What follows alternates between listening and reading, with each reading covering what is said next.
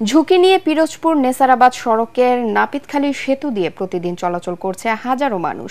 এরই মধ্যে জরাজীর্ণ এই সেতুর উত্তর প্রান্ত দেবে গেছে। যে কোনো সময় ঘটতে পারে বড় ধরনের দুর্ঘটনা। অনাকাঙ্ক্ষিত পরিস্থিতি এড়াতে দ্রুত নতুন সেতু নির্মাণের দাবি সংশ্লিষ্টদের। পিরোজপুর থেকে শফিকুল ইসলাম মিলনের তথ্য ছবিতে আরও জানাচ্ছেন মিজান শাহজাহান। এভাবেই প্রতিদিন ঝুঁকি নিয়ে পিরোজপুর কাউখালী নেসারাবাদ সড়কে চলাচল করে শত শত যানবাহন। পিরোজপুর কাউখালী নেসারাবাদ ২৭ কিলোমিটার মহাসড়কে ১২০ মিটার দীর্ঘ নাপিতখালী সেতুটি দিয়ে দৈনিক গড়ে প্রায় ৫,০০০ যানবাহন চলাচল করে। জেলা সদরের সাথে যোগাযোগের একমাত্র মাধ্যম এই সড়কের নাপিতখালী সেতুটি এক যুগ ধরে জরাজীর্ণ অবস্থায় পড়ে আছে।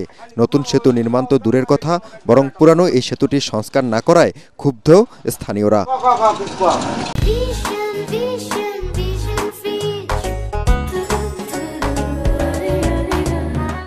যে কোনো মুহূর্তে অ্যাক্সিডেন্ট হইতেই পারে। আপনার ব্রিজ কোনো নাই, প্রোটেক্ট নাই, কারণ ঝুঁকি হয়ে গেছে।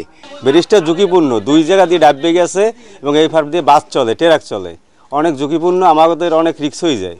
আমাদের অটো চালাই, আমাদেরও খুব রিস্ক হয়ে যায়। আমাদের গাড়ি লইয়া আইতে খুব সমস্যা হইতে আছে। বিশেষ ব্যবস্থায় সেতুটিকে সচল রাখা হয়েছে জানিয়ে সড়ক বিভাগের নির্বাহী প্রকৌশলী বলেন, দরপত্র আহ্বান করা হয়েছে, দ্রুতই সুফল পাবেন স্থানীয়রা। ব্রিজটি দীর্ঘদিন যাবৎ ঝুঁকিপূর্ণ অবস্থায় রয়েছে, বিধায় আমরা ব্রিজটিকে রিপ্লেস করে নতুন পিসি গার্ডার ব্রিজ নির্মাণের জন্য ইতিমধ্যে দরপত্র আহ্বান করেছি। দরপত্রটি লাইভে রয়েছে। আশা করছি দরপত্রটি বিধিবিধান মেনে প্রক্রিয়াকরণের মাধ্যমে সংশ্লিষ্ট ঠিকাদার নিয়োগ হবে দ্রুততম সময়ের মধ্যে এবং ব্রিজটি পুনর্ভাবে নির্মিত হবে। তাতে করে জনদুর্ভোগ সম্পূর্ণরূপে লাঘব করা সম্ভব হবে এবং নিরাপদ যানবাহন চলাচল নিশ্চিত করা সম্ভব হবে। শুধু আশ্বাস নয়, টানা ১২ বছরের দুর্ভোগের অবসানে কার্যকর পদক্ষেপ চান পিরোজপুরবাসী। Bureau report, ATN Bangla.